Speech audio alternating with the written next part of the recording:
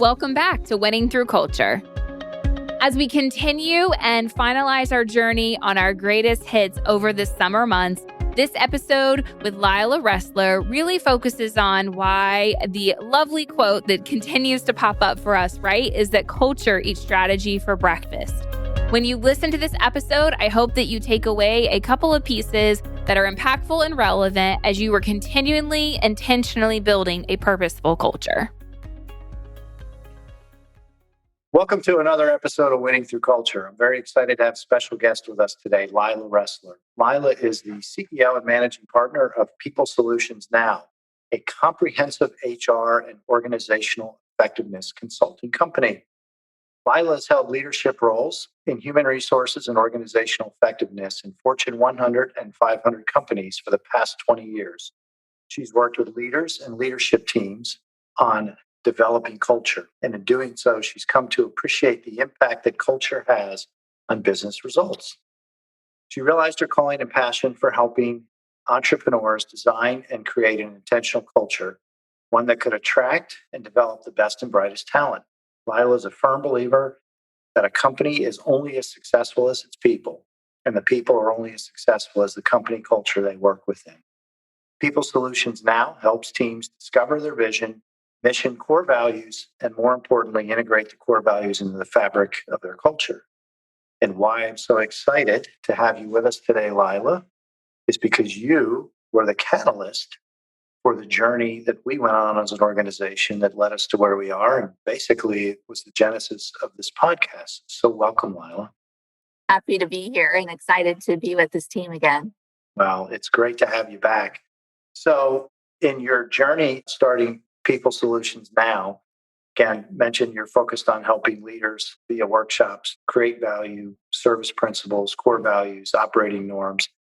Obviously, the focus of this podcast is winning through culture. So, how do you define a healthy, growing, and purposeful culture, Lila? I think maybe I'll start with defining how I often hear culture referred to, and then I'll share with you my definition. Often I hear culture referred, like when I ask a leader or people within an organization, tell me a little bit about your culture. I often hear things to the effect of, we have a great culture. We really enjoy hanging out together. We have a lot of fun together. We're one big, happy family. And we go on picnics and we have these great events and our culture's great. It's awesome. I think those are great things. And I think those are things organizations should certainly aspire to. But when I think about the true definition of a purposeful culture, an intentional culture, I think the word alignment comes to mind more so than the events and the enjoying of one another's company, right? My definition of culture is having a very clear purpose as a company, a very clear mission in terms of how you're going to accomplish that vision or that purpose, and core values aligned to supporting that mission. And I think that often, we kind of stop at creating those statements and they live on the wall as wall decor. And I think you really see culture come to life in an organization when we assign behaviors to those core values. And we have systems and processes within our organization to live those values, to demonstrate those behaviors. And I think when you have alignment between culture and strategy, then you've got a winning culture, right? Then you've got something that's really going to help you as an organization achieve your mission. And I think in doing that, you'll enjoy one another's company and hanging out together. But I think that comes first. Someone I heard speak a few years ago, actually probably more than 10 years ago, has become a friend and mentor. And she said, culture eats strategy for breakfast. Absolutely. Yeah. And that's not to say that strategy is not important, because obviously it is. But without the alignment of a purposeful culture, you're not going to have the same impact. So as you are working with a new client, what's the first thing you ask? Kind of where do you start focusing your efforts? As you introduced in the bio, we're a full service human resources and organizational effectiveness company. So often when people come to us, they're looking for solutions.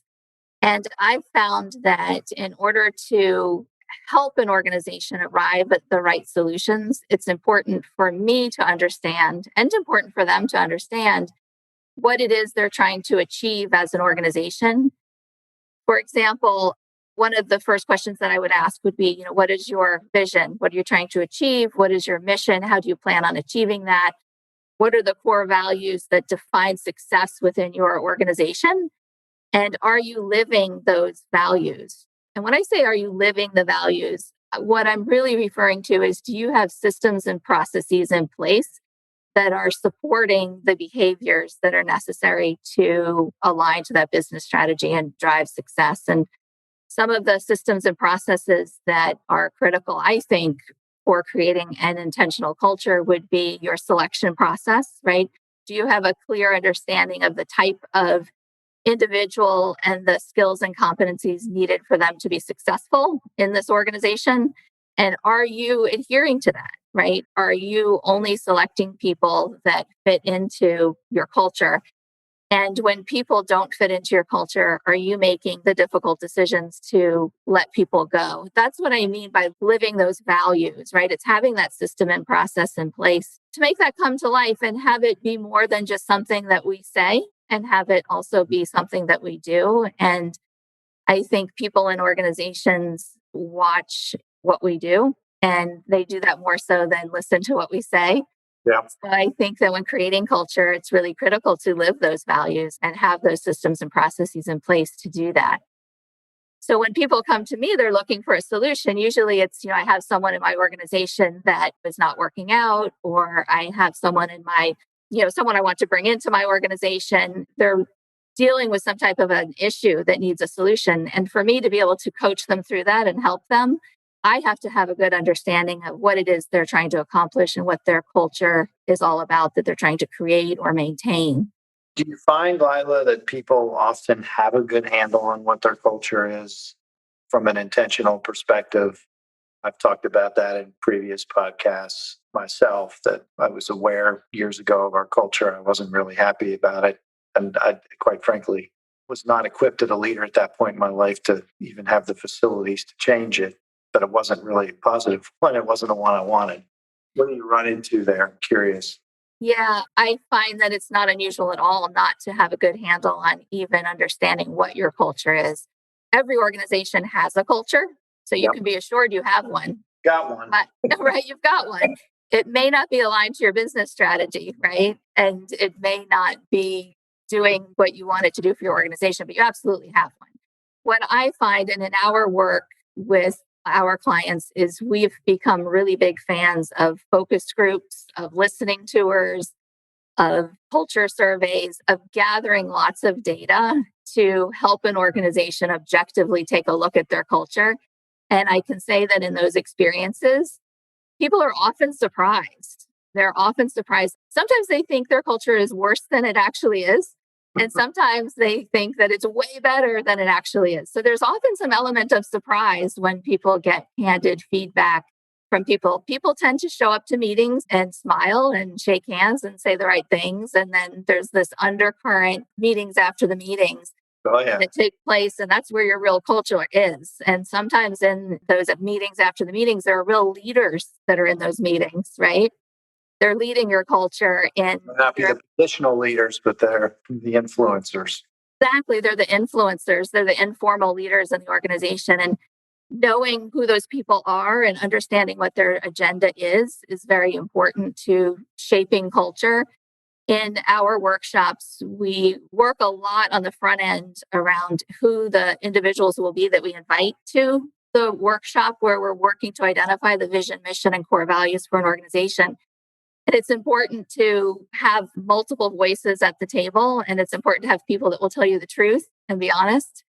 And it's also important to have those informal leaders in the room helping shape the culture and being a part of it. You may discover later those people don't have room in your organization, or you may discover that you have an easier time helping them embrace where you're trying to head because they've been a part of creating it.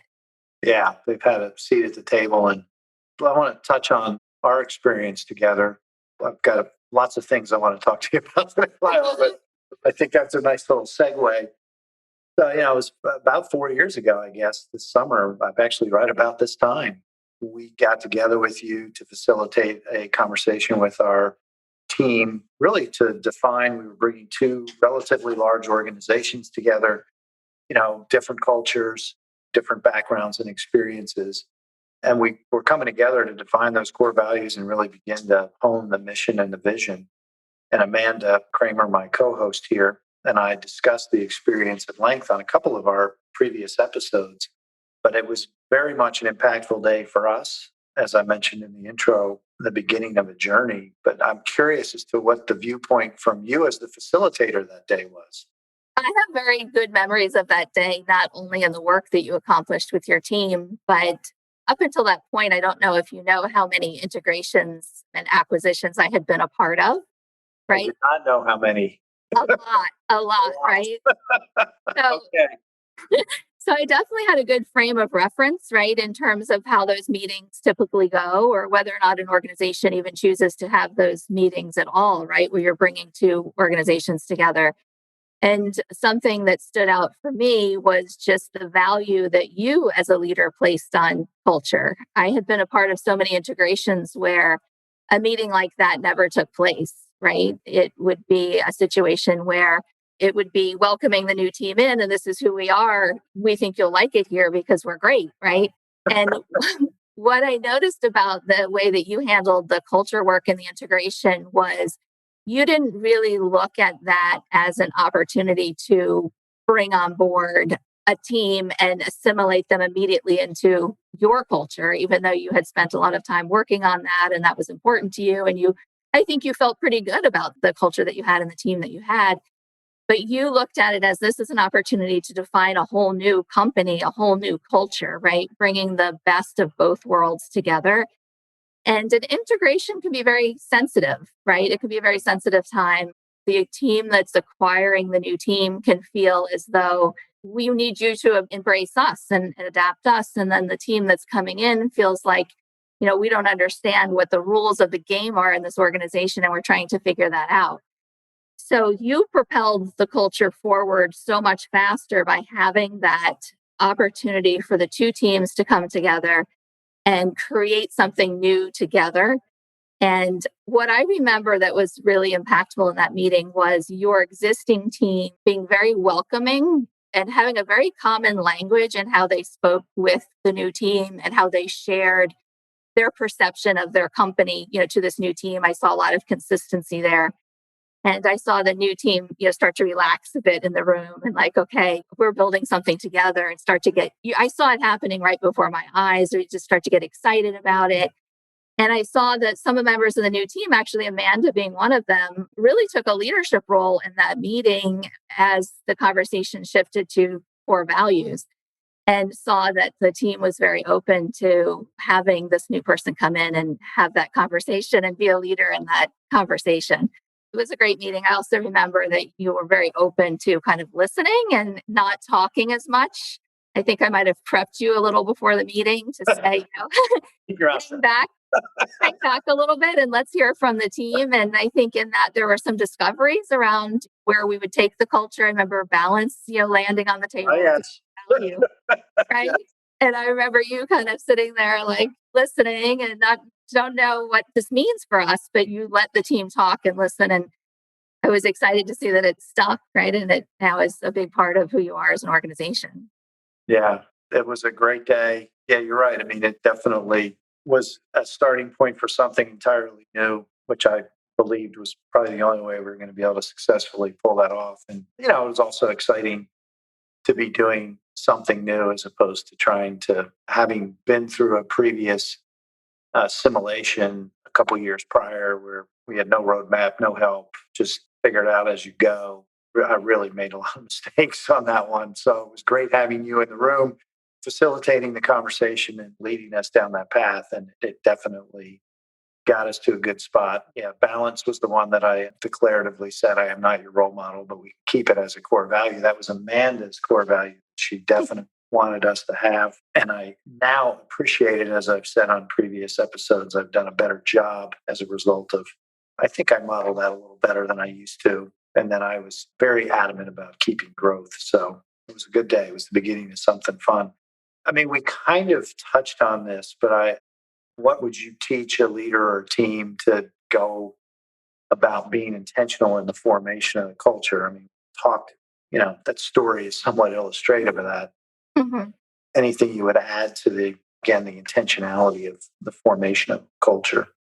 I think you're right. We did touch on it a bit. I think that often leaders look to kind of the obvious solutions to culture, right, in planning events. And I think that's why we see so many company picnics and ugly sweater contests. And we look at those as being solutions to create culture. And I think those are wonderful things in a good culture. Otherwise, I think people show up and they're kind of looking at their watch, waiting for it to be over or not really wanting to participate.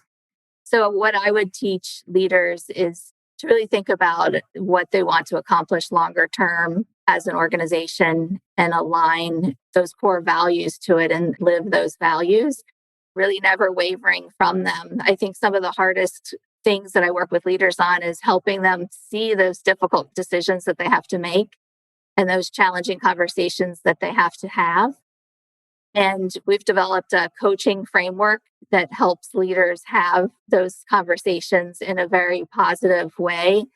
And I think giving leaders those tools and skill sets to give them the courage and the confidence to have the conversations that they need to have within the organization to live those core values. And having a thought partner to bounce that off of, sometimes leaders will come to a conversation with us and they'll be headed down one path and they really just needed someone to bounce these ideas off and kind of hold a mirror up and say, those core values are pretty darn important to you accomplishing your business strategy. Are you sure this is, the direction you want to head in? As far as compromising them, potentially. Exactly. Yeah. Exactly. As I know, as we went through that exercise, I remember saying to everyone, and I've said it more than once, once you are declarative about these values, people will, again, not listen to what you say, but watch what you do. So be careful and mindful. Speaking of that, from a core value perspective, I mean, what are your suggestions, Lila, on how to kind of cascade messaging wise and educate those in the organization about, because again, they're words that really ultimately mean a behavior. So what are your suggestions on how to do that? I think one of the big ahas for us in working on culture has been that, and really the catalyst for why we started our business is we wanted to be able to go deeper into organizations to help with that cascade and that implementation. Because so often we would work with teams and they would get really excited about their vision, mission, and core values and put big murals on the wall and post it on social media. And then they really would struggle with the next step, right? Which is integrating that into the fabric of their culture, putting those systems and processes in place that are going to support that culture that you're trying to create. So we've built an implementation plan. Most of our engagements are 1 year long, right? Post the meeting. So we have this meeting, we develop this vision, mission, values, strategic priorities, and then we build an implementation plan and we stay with that organization for a year to help them implement it. And often there's someone within the organization that can serve as a project manager or a liaison to us. But we think that the more we get into this and the more we're developing our own practice around this, the more involved we're getting in that back end implementation. It's hard when you're in the culture and a product of the culture to always recognize the opportunities for communication and cascading messages.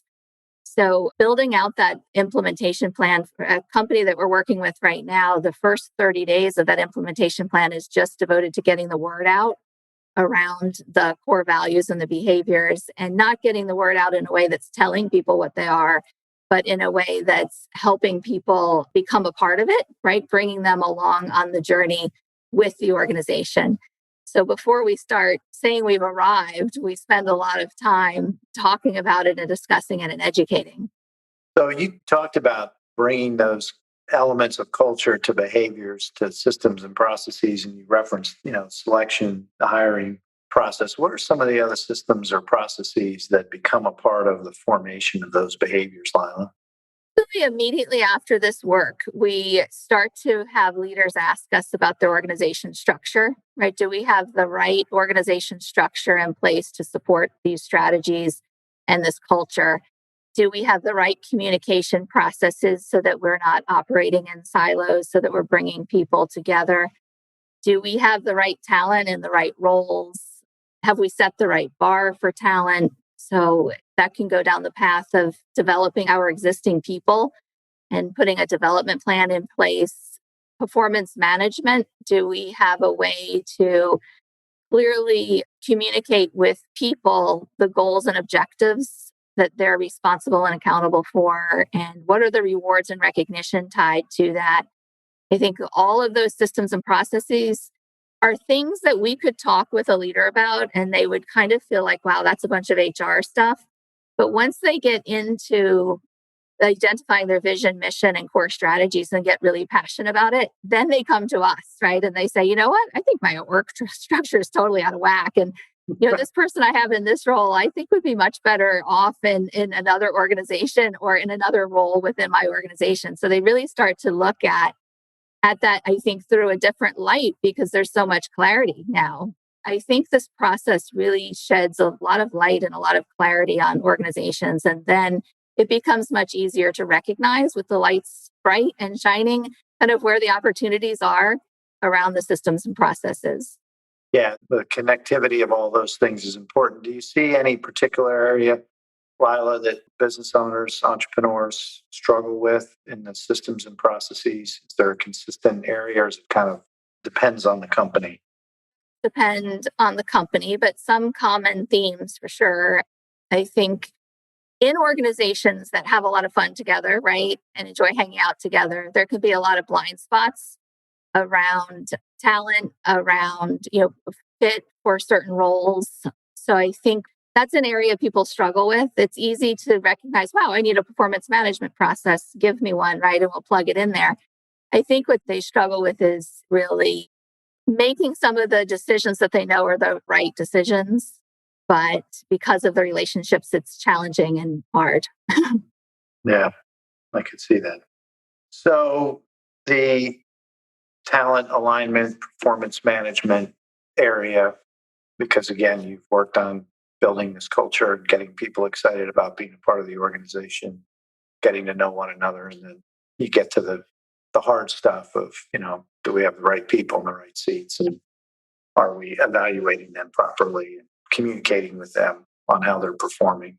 But that makes sense. I could see that. But I think the other side of the conversation that you really are alluding to there is in the formation of culture. There are, in essence, how people feel and show up, and then how people perform and what gets accomplished. There's a balance that needs to be held there, that you're attending to how people feel and show up, and they have a positive sense of belonging to an organization that reflects their values, and they buy into the mission and the vision, and there needs to be a performance to whatever that business is about accomplishing.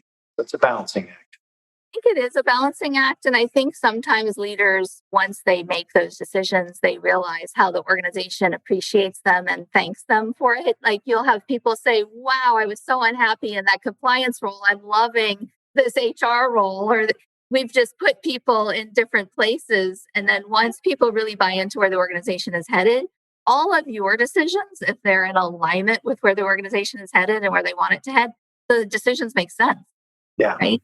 So that change management process, I have found, is not as challenging as we kind of position ourselves for it to be. That's an interesting statement. I mean, what are some of the tips you would give a business when it comes to that change management process, business owner, leaders? I think it comes to communication and not feeling as though you have to make all of the decisions at once and make just a lot of wholesale changes. I think there has to be a methodology and an approach to the implementation on the backside of this work. You have a business to run, you're balancing a lot of things. You also are getting your head around where you've landed as a company. And I think people rush in and they sometimes do things too fast, and the organization is kind of left spinning. And you need to give people time to really absorb the message around where we're headed as an organization, really absorb the core values and the behaviors that are important to the organization. And it takes people 10 times really to hear a message. So you could spend, 6 months, a year just communicating before you start to make a lot of changes. And I think that serves a few purposes as people start to understand where you're headed and they start to align to that. Right. And then again, as I said earlier, some of your decisions then start to make more sense. So I think we shortchange the time it takes for people to get their heads around things and get excited about them and feel like they're a part of it. And we're operators, right? And we want to get results and we want to check things off lists. And I think when you're dealing with something as complex as culture and human behavior, that it takes a lot more time than we think it does. Now, to your point earlier, before you start into an intentional development of your culture, you do have a culture, and it probably took a lot of time to get the one you have. So it's a good point. If you're going to get intentional about it, you got to give it time to shift. Yeah. I find that time is always so important to every equation, and it's one we often overlook, right? Is if you start a new diet and exercise program, you get the less calories in, the more calories out equation, but we forget the time, right? We forget that it'll take that over the course of a year, and then I'll hit my goal, and we give up after a week. And I think developing culture is exactly like that. It's slow changes over time, and then you end up with something really special. Requires patience, which not a lot of leaders may have, but it's a patiently persistent approach to making the change. It's the small, back to your diet analogy, it's the small decisions in the day that make the big outcome in the year. But it's very common to want to have the immediacy of results. So exactly. We take time out of the equation and get disappointed, and we think there's something wrong with our plan or our strategy. And it's not that at all. It's just that we need more time. More time. So that's good counsel. What advice would you give those that are either starting out on this journey or have been in the journey like us? And because culture is not a static state. What advice would you give? We'll start with those starting out on the journey.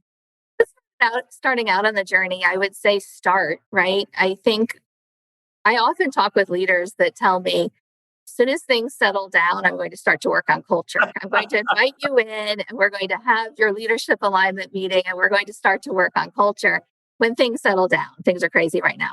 Well, things are never going to settle down. You're running a business. If things settle down and you're running a business, that's not such a great thing, right? So things, right. It's not a good sign. Things are always going to be going at 100 miles per hour. And you have to figure out how to work that in because that's really the catalyst for you accomplishing your objectives. It's kind of like my son plays soccer. It's kind of like him telling me, I'm going to work on my skills after I hit a couple goals. You have to work on the skills before you can get the win. And so I say start. So for those just starting out, I would say start, right? It's just, you've got to start to work on this because like we've talked about, you have a culture and it may be working for you or against you. So let's start to figure out what you do have and let's start to figure out where you want to go and put a plan in place to get you there. Yeah, things won't settle down. You already got a culture, so you might as well get in the middle of the stream and get going. We take a lot of pride in taking a very practical approach to this. My business partner and I have always worked in very fast-paced corporate environments and worked with field organizations, which we absolutely love because of the pace. But we do think that we want to meet a company where they are. And we have a whole bag of tricks, right? Because we've made this our lifetime study and journey. But we're not going to throw that whole bag of tricks at an organization at one time, right? We're going to help you assess where you are today, help you figure out where you want to go, and then put a very practical plan in place to help you get there over time. I think people maybe kind of shy away from starting out because they view it as this really heavy lift. But there are small things that you can start to do today that will have big impact when implemented over time. I think the second part of your question around for people who are on this journey already and what's kind of the next step for them. And I think that time, I really just cannot stress that enough. I think some of the leaders that I've worked with, honestly, have done a great job of getting those statements up on the wall, but still have work to do in getting that integrated into their culture. And I think you have to kind of keep your foot on the gas pedal, right? To keep it moving forward and just never give up on it. It's a constant evolution. It's a constant journey. I don't think there's any failure, right? It's just continuing to be better every day than you were yesterday. I would agree. And I think that's a good place to wrap up for today, is that it is a journey, that culture is not static. It's very much alive. It's going to evolve, and you have to be intentional every day. You can't just say, okay, we've done that work, we're going to move on to the next project and file it away as a project completed. It's a part of, using your analogy of fitness, it's a part of your everyday life that has to be intentional. Again, you could choose not to make it intentional, but you'll probably end up drifting back to a place you don't want to be. So, well, Lila, it's been great to have you with us today on Winning Through Culture. Thank you so much again, as the person that was the catalyst for the current journey we're on. And we're, again, constantly evolving our own culture. But just I wanted to have you as a part of this podcast series, since you are a part of why we have this podcast. So thank you very much for your time today. How and what's the best way for people to get in touch with you and find you? Yes, the name of my company is PeopleSolutionsNOW. And you can check out our website, PeopleSolutionsNOW.com. There's a link on the website to be able to contact us. And you can book a call and a consultation, and we'd love to hear what you have going on and what we can support you with. We're based in Florida, and I have a business partner based in New York. We travel to work with our clients.